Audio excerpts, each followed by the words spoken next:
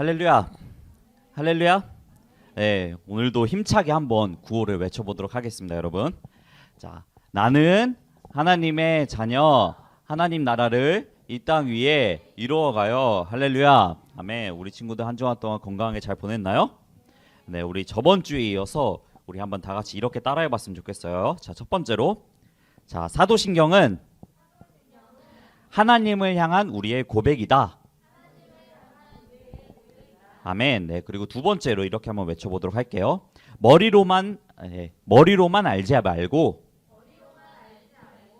입술로 하나님께 고백하자. 아멘. 우리 이 두 가지 계속해서 기억해 나가며 하나님을 향한 우리의 사랑과 믿음을 말로 고백하는 우리 모든 초등부 친구들이 되기를 간절히 소망합니다. 아멘. 네, 여러분 이번 주 주일은 어떤 주일이죠? 네, 맞아요. 이번 주 주일은 바로 추수감사절이에요. 네, 한 해를 돌아보면서 하나님께서 나에게 허락하신 것들에 대해서 생각해보며 감사하는 날이 바로 추수감사절인 것이에요. 그래서 저번 주에 우리 모두는 공과 시간 때 담임선생님과 같이 감사의 제목들을 이렇게 나누었어요. 전사님이 한번 보니까 어떤 친구는 한 해 동안 건강하게 지켜주셔서 감사하다고 했고, 또 어떤 친구는 2학기 반장이 되어서 감사하다고 그렇게 적었더라고요. 모두 다 귀한 감사의 제목들이에요. 우리 친구들이 적어준 모든 감사 제목들은 2021년 한 해 동안 하나님께서 우리에게 주신 귀한 축복들이에요. 그런데 전도사님이 여러분들의 감사 제목을 하나씩 살펴보다가 한 가지 공통점을 발견했는데요. 우리 친구들은 대부분 공통적으로 무엇인가 이제 좋은 일이 있고 이익이 되는 일이 있을 때 하나님께 감사하다고 그렇게 적었더라고요. 아프지 않게 해주셔서 감사합니다. 좋은 가족 만나게 해주셔서 감사합니다. 등 긍정적인 일에 대해서만 하나님께 감사하는 경우가 대부분이었어요. 물론 나에게 좋은 일이 있을 때 복을 허락해 주신 하나님께 감사하는 것도 굉장히 중요한 일이죠. 또 여러분, 어떤 친구들은 감사 제목이 없다고 적은 친구들도 있었어요. 그 친구들은 절대로 뭐라고 하는 것이 아니에요. 당연히 없을 수 있죠.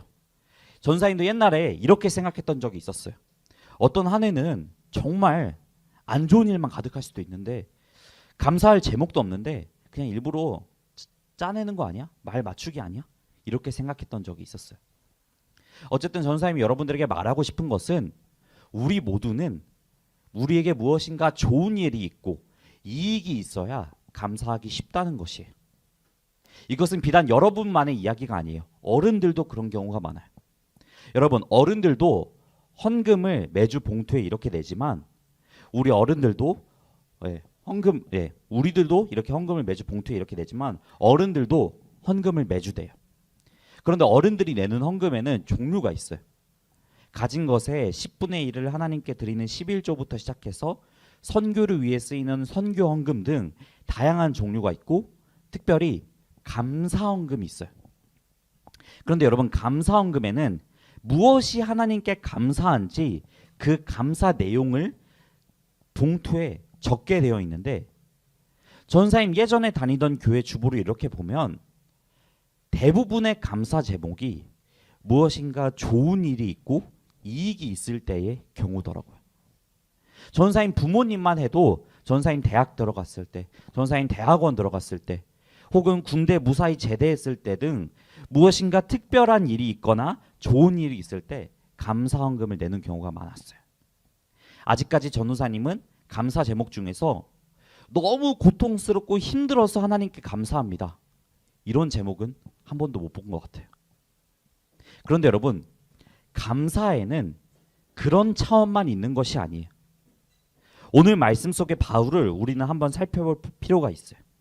오늘 말씀 속의 사도 바울은 하나님께 감사하는데 그의 상황은 전혀 긍정적이지 않고 감사할 수 없는 상황이에요. 오늘 말씀은 바로 골로새서 말씀인데 이 말씀은 바울이 감옥에 있을 때 적은 것이에요. 여러분, 감옥에 있는 사람이 어떻게 감사할 수 있을까요? 또한 여러분, 바울은 원래 공부를 많이 한 바리새인이에요. 사람들로부터 존경받으며 이익을 누리며 살 수 있었어요. 그런데 예수 그리스도를 믿게 되면서 아예 삶 자체가 달라지게 된 것이에요. 우리가 이렇게 생각했을 때는 사도 바울이 신약을 절반이나 썼고 큰 영광을 누리면서 살았을 것 같지만, 그는 예수님을 믿음으로써 그때부터는 늘 언제나 손해보는 삶을 살았던 것이에요. 예수 그리스도를 믿고 전한다는 이유만으로. 그리고 골로새서를 쓰는 지금도 감옥에 갇혀 있고 심지어는 나중에 죽기까지 해요. 늘 고통의 연속이었어요. 심지어 외부로부터의 공격만 있었다면 그나마 나았을 텐데 내부적인 공격도 있었어요. 사도 바울은 원래 예수님을 믿는 사람들을 박해했던 사람이기 때문에 갑자기 그가 바뀐 것을 사람들이 믿지 못했어요. 여러분들도 그렇지 않나요? 그 전까지 나를 죽일 만큼 싫어한 친구가 어느 날 갑자기 바뀐다고 한번 생각해 보세요. 당연히 이상하지요. 그래서 평생 동안 사도 바울은 같이 예수님을 믿는 사람들로부터 해명하면서 살아야 했던 것이에요. 나도 예수님을 사람들에게 전하는 사도라고, 제발 믿어달라고. 예수님을 만나게 되고 어쨌든 그의 인생은 안 좋은 쪽으로 180도 바뀌게 된 것이에요. 우리의 생각으로는 감사할 제목이 그에게 하나도 없던 것이에요. 예수님, 내가 예수님 이렇게 믿었는데 왜 내 삶이 이래요? 내 삶은 원래 풍족했는데 왜 갑자기 이렇게 변한 것이에요? 이렇게 충분히 원망할 수도 있었어요. 그런데 그는 오늘 말씀 속에서 감옥에 갇혀 있는 상태에서 감사를 말해요. 수차례 감사를 강조하면서 이 편지를 보고 있는 너희들도 감사하는 자가 되라고 말할 뿐만 아니라 무엇을 하든지 하나님 아버지께 감사하라고 오늘 말씀 속에서 그는 분명히 말해요. 이것은 우리의 생각으로는 이해가 되지 않는 일이지요. 어떻게 힘든 상황 가운데서 손해밖에 없는 상황 가운데서 그는 하나님께 감사할 수 있었을까요? 바울이라서 특별해서 그런 것일까요? 그 이유는 여러분, 하나님의 계획 안에서는 모든 것이 감사의 제목이기 때문이에요.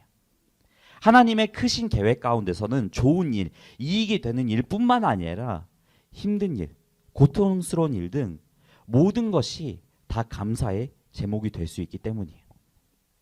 여러분, 믿거나 말거나이지만 전사님도 이제 여자친구가 있어요.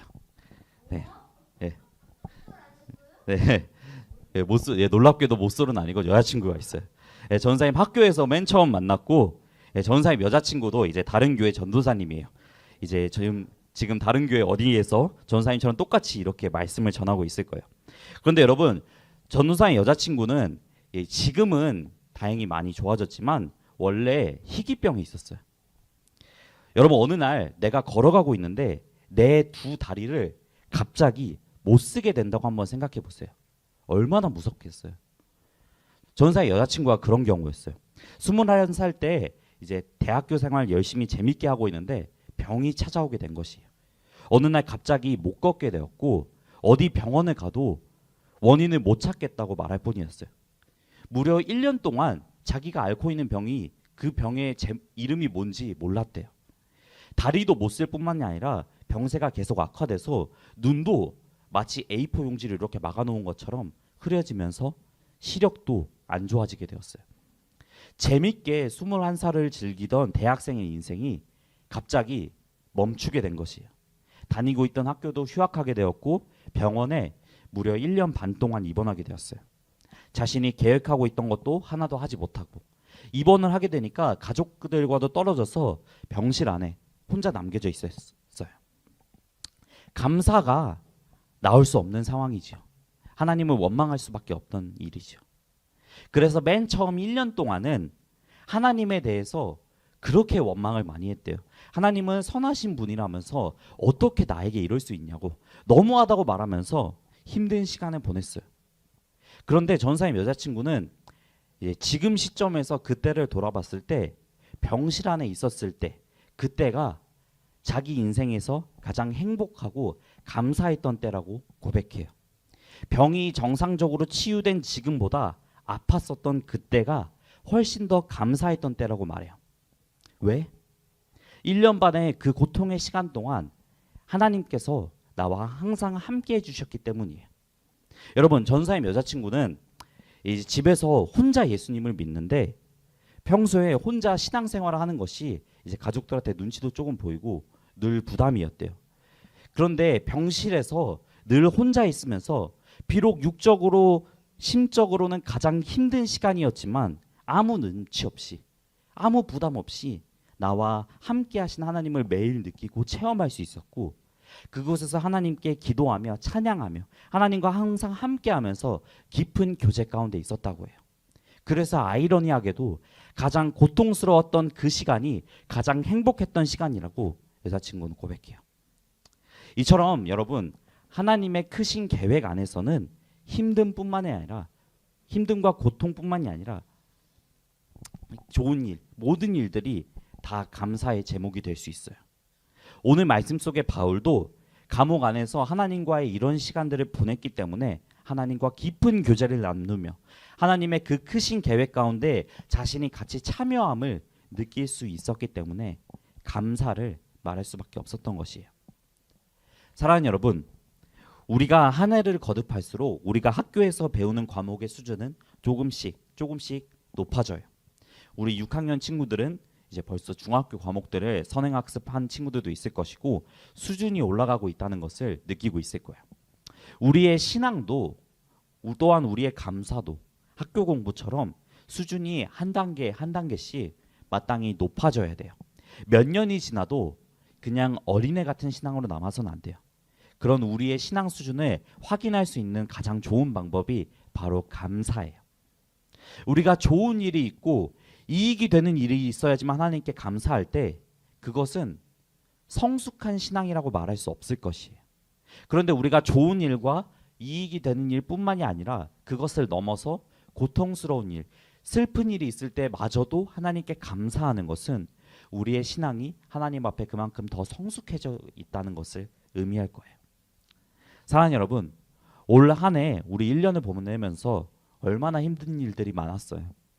전사님도 올 한 해 코로나로 인해서 온라인 예배가 계속 지속되고 여러분들의 얼굴도 못 보는 상황 속에서 초등부를 맡게 되고 지금도 직접 보지 못한 친구들이 많은데 힘든 때가 분명히 있었어요. 환경 탓을 하기도 하면서 이상의 상황에서 내가 과연 무엇을 할 수 있을지 고민하면서 불평할 때도 있었어요. 하지만 돌이켜보면 그것마저도 다 감사의 제목이라고 지금 고백하고 싶어요. 상황이 어쨌든 하나님께서는 묵묵히 늘 변함없이 나와 함께 해주셨으니까, 그리고 하나님의 그 크신 계획 가운데서 전사님이 벗어나지 않고 묵묵히 하나님의 계획을 따라가게 해주신 게 감사해요. 여러분들도 아마 비슷할 거예요. 하지만 이러한 상황 속에서도 감사의 고백을 하나님께 올려드릴 수 있는 우리 모든 친구들이 되었으면 좋겠어요. 하나님, 올 한 해도 쉽지 않고 나름 정말 많이 힘들었습니다. 하지만 하나님의 선하신 계획 안에 내가 있게 해주셔서 감사합니다. 그렇게 고백하면서 올 한 해를 잘 마무리할 수 있는 여러분 모두가 되기를 소망해요. 이 추수감사주일에 여러분들의 신앙이 그렇게 한 단계 성장하기를 소망하며 전사님이 여러분들을 위해서 잠시 기도하도록 할게요. 네, 잠시 기도하겠습니다. 네, 잠시 기도하겠습니다. 사랑의 하나님, 감사합니다. 이 추수감사주일날 저희의 좋은 일, 이익이 되는 일뿐만이 아니라 고통스러웠던 일, 힘든 일마저도 다 하나님 앞에 감사를 올려드립니다. 그 이유는 변함없이 하나님께서는 나와 함께 해주셨고 나도 묵묵하게 하나님의 그 계획 안에 있었기 때문입니다. 하나님, 우리의 감사의 차원이 더 높아지게 해주시고 우리 모든 친구들이 언제나 모든 일에서나 다 하나님께 감사로 영광 돌릴 수 있는 그런 친구들로 자라나게 주님 붙잡아 주세요. 우리 친구들이 그렇게 멋지게 자라나기를 간절히 축복하며 살아계신 예수 그리스도의 이름으로 기도드렸습니다. 아멘.